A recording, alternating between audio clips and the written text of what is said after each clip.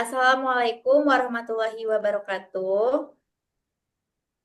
Halo teman-teman semuanya. Pada kesempatan ini, kami akan memaparkan kondensasi multikomponen berdasarkan buku proses heat transfer Donald Keren. Saya perkenalkan, nama saya Diana Kairunisa dan teman saya Yudi dan juga Muhammad Izzuddin Ansori. Baik, tanpa berlama-lama, mari kita mulai pembahasannya. Next. Nah, di sini pengertian kondensasi. Apa sih pengertian kondensasi itu? Kondensasi perubahan fase dari uap menjadi cair akibat pelepasan panas laten ketika suhu uap diturunkan hingga di bawah titik jenuhnya. Pada proses kondensasi terjadi banyak peralatan seperti kondensor, penukar panas, dan sistem pemisahan. Next.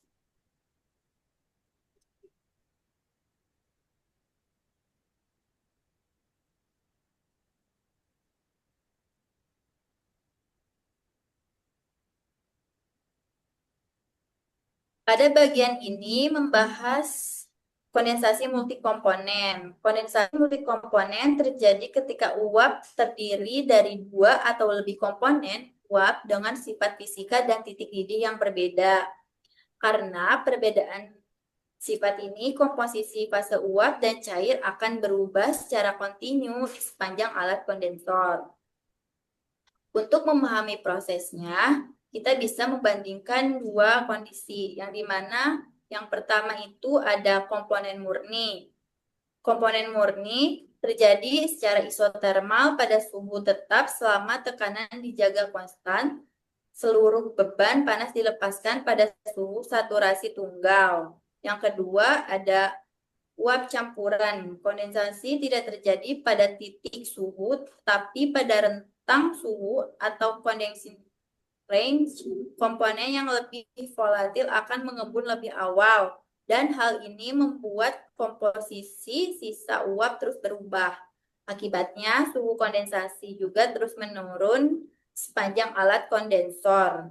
Jadi, perbedaan utama antara keduanya adalah bahwa kondensasi komponen murni berlangsung pada suatu suhu, sedangkan kondensasi multikomponen berlangsung pada rentang suhu karena perubahan komposisi. Next.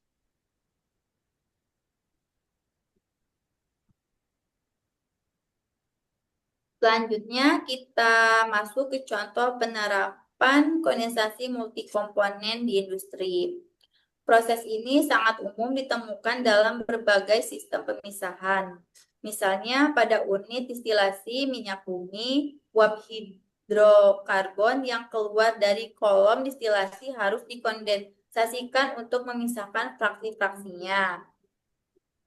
Contoh lainnya adalah kondensasi campuran alkohol air yang banyak digunakan pada industri kimia dan farmasi. Proses kondensasi multikomponen juga dapat ditemukan pada sistem kondensasi di industri petrokimia serta pada kondensor dalam proses pemurnian gas. Untuk mekanismenya itu, uap campuran mengalami penurunan suhu.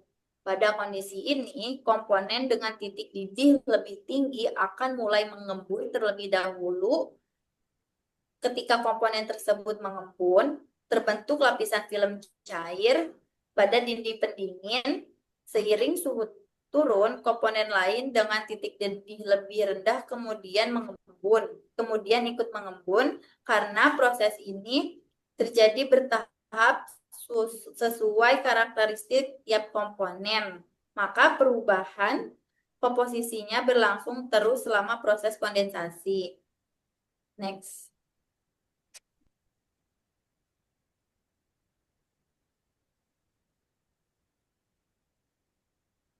Berikutnya kita membahas hambatan perpindahan panas pada kondensasi multikomponen. Yang pertama ada hambatan konveksi uap. Yang kedua ada hambatan difusi massa. Yang ketiga ada hambatan film kondensat. Dan yang keempat ada hambatan konduksi dinding penukar panas. Dan yang terakhir hambatan konveksi lidah pendingin. Nah, selanjutnya terdapat parameter yang mempengaruhi laju kondensasi. Yang pertama itu ada tekanan dan suhu operasi. Yang kedua ada komposisi campuran uap. Yang ketiga kecepatan alir uap. Yang keempat sifat fisik fluida. Dan yang terakhir luas permukaan perpindahan panas. Next.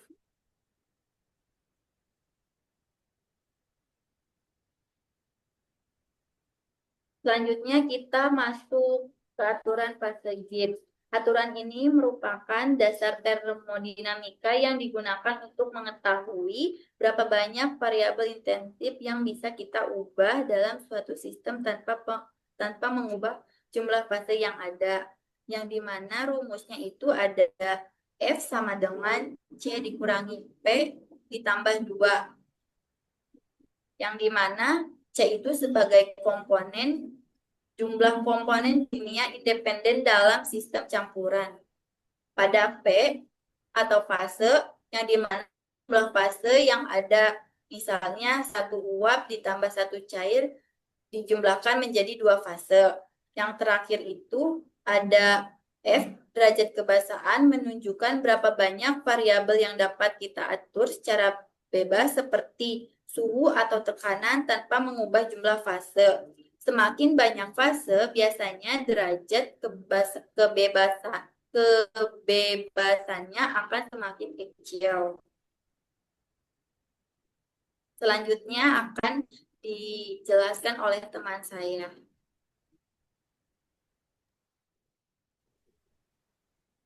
Baik, di sini saya akan menjelaskan terkait hukum dasar dari kesetimbangan, di mana hukum dasar yang digunakan untuk menganalisis kondensasi multikomponen itu terdiri dari hukum Dalton, hukum Raoult, dan konstanta kesetimbangan. Di mana untuk hukum Dalton sendiri itu menyatakan bahwa tekanan total campuran uap itu merupakan jumlah tekanan parsial dari masing-masing komponen, yaitu yang dirumuskan dengan P total sama dengan sigma PI. Jadi artinya setiap komponen itu memberikan kontribusi tekanan terhadap sistem, karena masing-masing komponen itu memiliki tekanannya masing-masing. Gitu. Lalu untuk hukum yang kedua itu adalah hukum Raoult, di mana hukum Raoult ini itu menyatakan bahwa tekanan parsial suatu komponen itu sebanding dengan fraksi molnya dalam fase cair dan tekanan uap jenuhnya, dengan persamaan PI sama dengan PI saturation dikali dengan XI. Jadi hubungan antara fase uap dan cair itu dinyatakan dengan persamaan YI sama dengan KI dikali XI, di mana K itu adalah konstanta kesetimbangan yang bergantung pada suhu dan tekanan. Jadi jika nilai K-nya itu lebih besar dari 1, maka komponen itu cenderung berada di fase uap. Dan jika lebih kecil dari 1, cenderung berada di fase cair.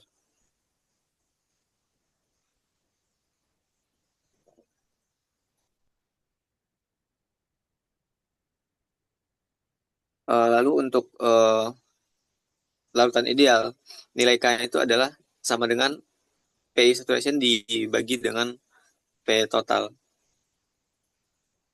Lalu di sini ada grafik yang menjelaskan terkait hubungan antara mole fraction dan temperatur. Di sini menjelaskan juga terkait kesetimbangan.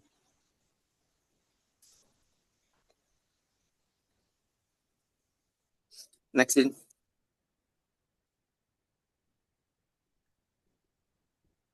Baik, selanjutnya adalah bubble point dan dew point, di mana bubble point sendiri itu adalah suhu saat uap terakhir itu mengembun sempurna atau cairan itu mulai mendidih gitu. Dan dew point itu sendiri adalah suhu saat tetesan cair pertama itu mulai terbentuk. Jadi dari uap menjadi cairan gitu. Jadi di sini nanti akan menjelaskan batas awal dan batas akhir terjadinya kondensasi pada sistem multikomponen, yaitu dew point dan bubble point, yang biasanya itu ditampilkan dalam grafik suhu terhadap komposisi. Itu bisa dilihat di grafik sebelah kanan.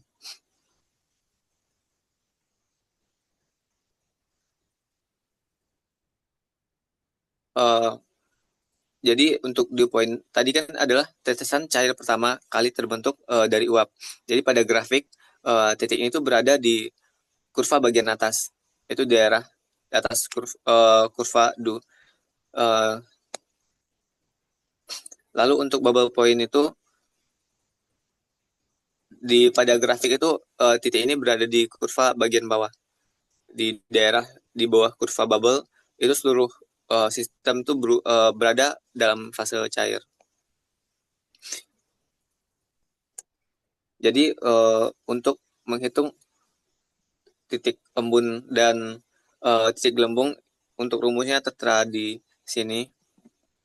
Dan untuk rentang kondensasi, jadi selisih antara dew point dan bubble point, kondensor itu harus dirancang untuk menangani beban panas di sepanjang rentang ini. Lalu untuk pada grafik yang sebelah kanan, jadi grafiknya itu menunjukkan bahwa pada kondensasi multikomponen, pengembunan itu tidak terjadi pada satu suhu tetap itu. Jadi pada kondensasi multikomponen, tiap komponen itu memiliki titik didih dan dew point dan bubble point yang berbeda gitu.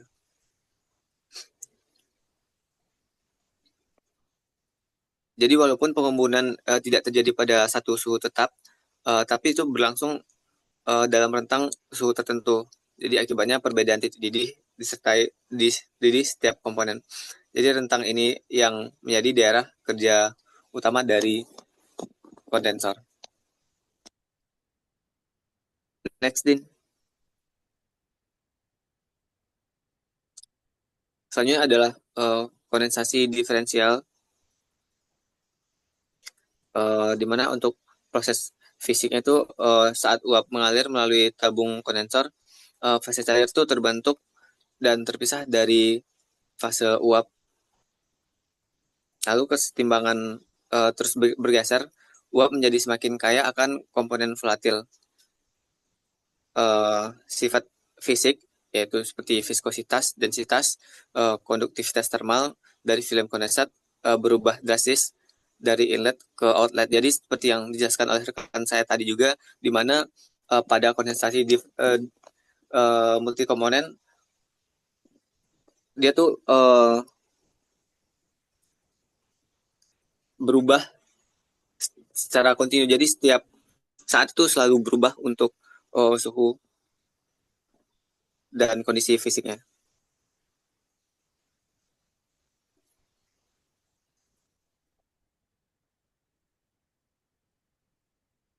Lanjutin. Selanjutnya adalah konstruksi kurva kondensasi. Jadi langkah-langkah untuk membuat kurva yaitu yang pertama kita harus menentukan tentang suhu, yaitu kita harus menentukan dew point dan bubble point-nya terlebih dahulu. Setelah itu kita bagi rentang tersebut menjadi beberapa interval suhu, misal ada 10 zona. Lalu langkah ketiga itu lakukan flash calculation pada tiap suhu untuk menentukan rasio uap cairnya dan komposisi fase. Lalu untuk langkah keempat, kita harus menghitung entalpi total campuran pada setiap titik. Lalu untuk langkah terakhir, kita membuat plot hubungan antara H versus T. Kurva ini biasanya non linear gitu.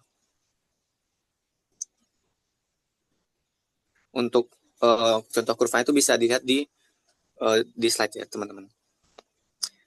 Next, Din.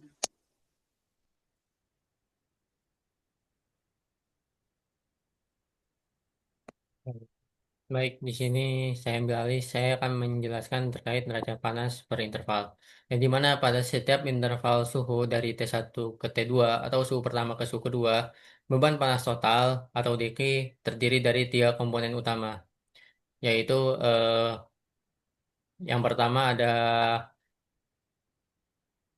komponen panas atau latent head, yang dimana eh, komponen latent head itu adalah panas pelepasan uap fasa uap menjadi cair, sehingga rumus pendekatan yang digunakan yaitu adalah dq atau bahan panas total sama dengan dm dikali lambda, di mana dm itu adalah massa totalnya dikali lambdanya itu adalah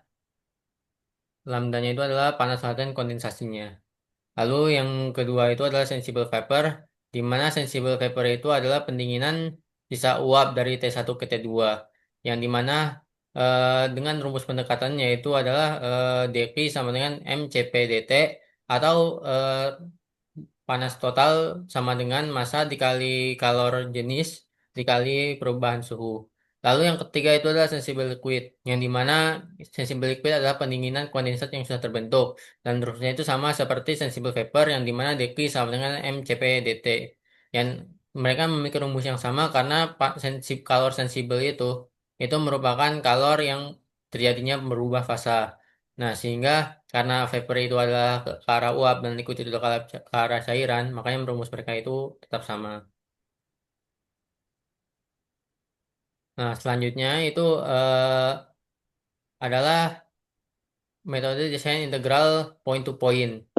Nah, jadi karena koefisien transfer panas dari delta T berubah drastis sepanjang kondensor, persamaan A sama dengan Q per U delta TLM itu tidak valid, sehingga menggunakan integrasi numerik di mana A sama dengan integral dari nol menuju Q total dq dibagi U dikali T dikurang T kecil, yang T dikurang T kecil itu adalah panas yang dikurang suhu yang setelahnya dikurang suhu yang sebelumnya, sehingga digunakan pendekatan dengan menggunakan sigma atau jumlah total, yang dimana dq itu berubah menjadi delta Q, U itu adalah U lokal, dan T dikurang T kecil itu adalah menjadi delta T lokal, yang dimana U lokal itu dihitung berdasarkan sifat fisik viskositas konduktivitas pada suhu interval tersebut. Dan untuk rumus delta T sendiri itu adalah rumusnya T uap dikurang T pendingin. Lalu selanjutnya itu adalah persamaan Colburn-Huygens. Nah, di mana neraca energi pada interface gas air keseimbangan panas sensibel dan laten menggunakan rumus Hg dikali Tg dikurang Ti ditambah Kg dikali Mv dikali lambda dikali rho V dikurang VI sama dengan HIO dikali TI dikurang TW. Yang di mana rumus Hg dikali Tg dikurang Ti itu adalah rumus panas sensibel konveksi dari gas. Yang di mana Hg itu adalah koefisien perpindahan panas sisi gas, Tg itu adalah temperatur gas bulk, dan Ti itu adalah temperatur antarmuka gas cair.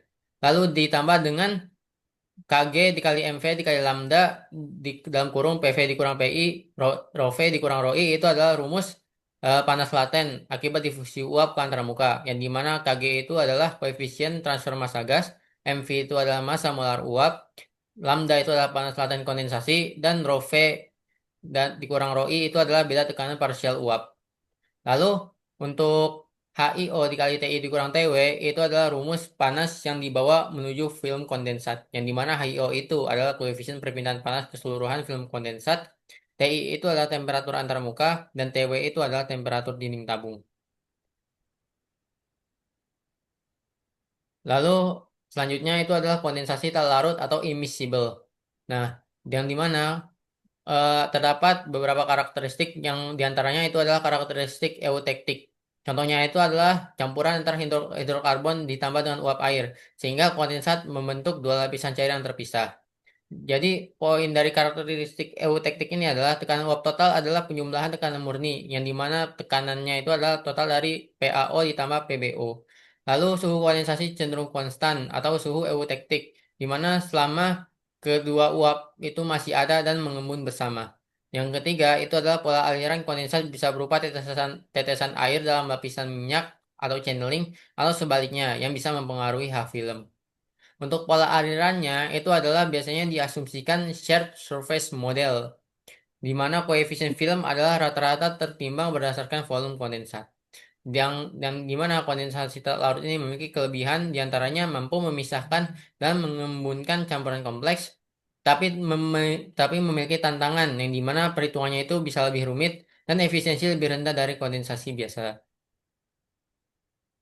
Nah, berdasarkan pemaparan yang sebelum-sebelumnya, didapatkan hasil kesimpulan. Yang pertama itu adalah kondensasi multikomponen adalah proses pengembunan campuran uap yang terdiri dari lebih dari satu komponen dengan titik-titik berbeda.